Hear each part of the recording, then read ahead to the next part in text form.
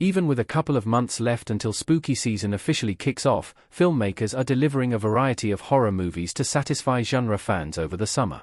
There have been exciting movies, like Chuck Russell's Witchboard remake and Zach Cregger's twisty viral hit Weapons, but Whisper of the Witch simply can't compare. Hailing from the creative group of Surik Basu, Sergei Kaluzhinov, Yuliana Zakharevskaya, and Dmitry Jigolov, the movie centers on Paul, a detective still reeling from an accident that left his son in a coma.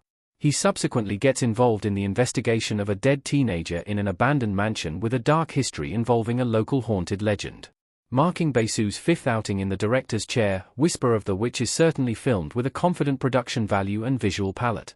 However, in bringing the movie from Russia to the United States, there seems to be a lot of drama and quality that was lost in the genuinely unnecessary translation. I genuinely don't understand the decision to ADR this film. Having first been released in Russia back in June 2024, Whisper of the Witch is now making its American debut.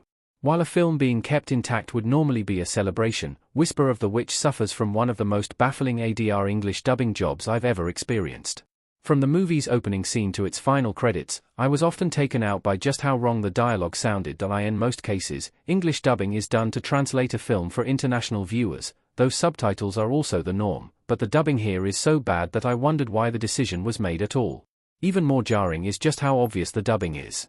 In almost no scene did it sound like the voices were in the environments we were seeing, sounding far too clean and isolated, as only an audio booth recording would provide.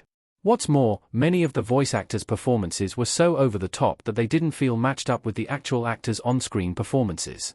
Whisper of the Witch's story starts simple and ramps up clumsily. A teenager slowly opening the phonograph in Whisper of the Witch. I initially appreciated that Whisper of the Witch had a fairly simple story setup, with a group of teens stumbling upon a witch-summoning phonograph and subsequently being hunted down and killed by her. Taking a page out of everything from the Hasbro-produced Ouija movies to The Possession, it lays out an easy enough formula to follow. From there, however, the script never finds the right rhythm for the movie's plot.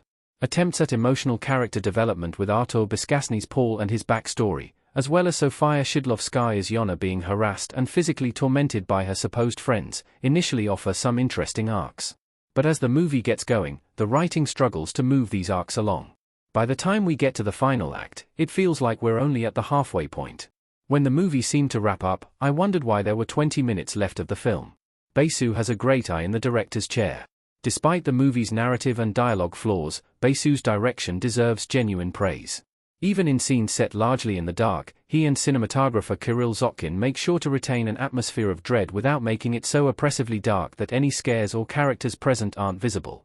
Basu has a solid enough grasp on combining creepy visuals with solid pacing to make a good amount of jump scares work. More impressive is the depiction of the witch herself, with the vibrating screen nicely lining up with the lore of her musical nature, while the mirror in the phonograph evokes fond memories of the original Conjuring. These elements underscore how distracting Whisper of the Witch's worst elements are. The haunted object formula actually has some proper stakes, while the imagery proves memorable enough.